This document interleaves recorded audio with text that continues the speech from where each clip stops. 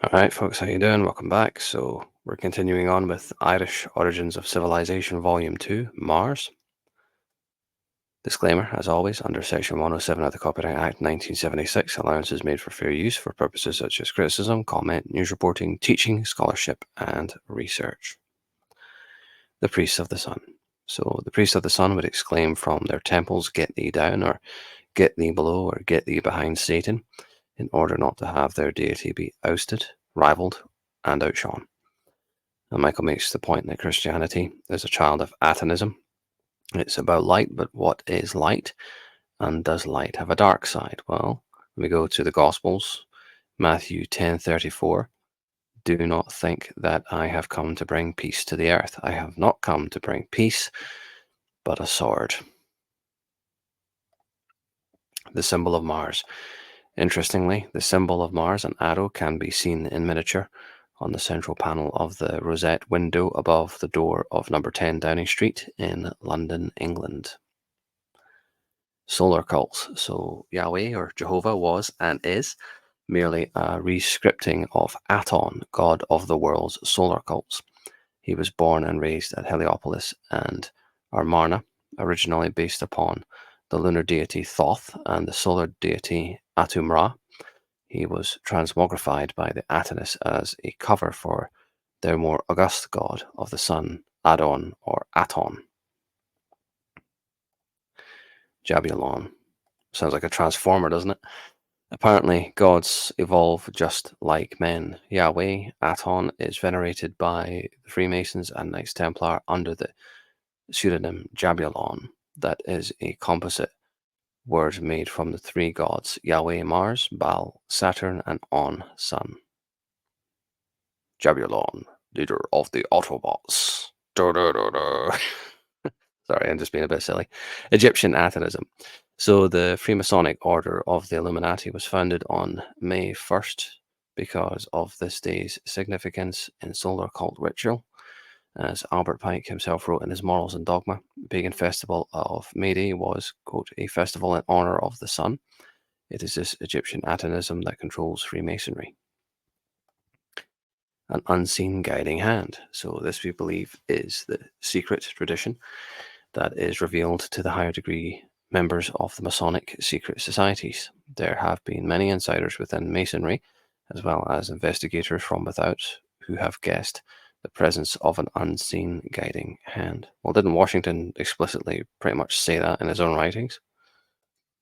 Anyway, subject for another time. The House of Mars. So Mars comes from the word mark. The House of Mars is Aries. The symbol is the ram. Ram is the reverse of Mar. Rama is another ancient name for God. Mars was symbolized by the human thumb, the palm of the hand, and by the letter M. And here's Commodus giving the thumbs up in Gladiator, literally wearing Mars on his finger. And the middle finger is the Saturnian finger, if that means anything to anyone. But pretty interesting, isn't it? When you watch these movies with open eyes, with educated eyes. The god of war and aggression. Definitely Darth Vader. This is due to the fact that a weapon such as a sword, a seminal martial symbol, when gripped, sits in the palm, while the enclosing fingers make an M figure over the hilt. Mars was the war god, the god of war and aggression. And here's Lord Vader with his crimson red lightsaber, forming that M, with his fist there, and about to cut someone in half. Like I say, watch Star Wars with educated eyes, you get a lot more out of it. King Mark, or Mordred. In Arthurian legend, the enemy of Arthur's court was King Mark. The other adversary of Arthur, Mordred, is Scorpio, which is my sign, by the way, if anyone's interested, where the planet Mars was said to rule prior to the rediscovery of Pluto. We still say that something is marred if it goes wrong. Well, Mars is definitely a planet that went wrong, all right. I've covered that, and I will cover that a lot more in the future. I've got a whole string of presentations just ready to be uploaded from the Mars Mystery, which is an absolute gem of a book.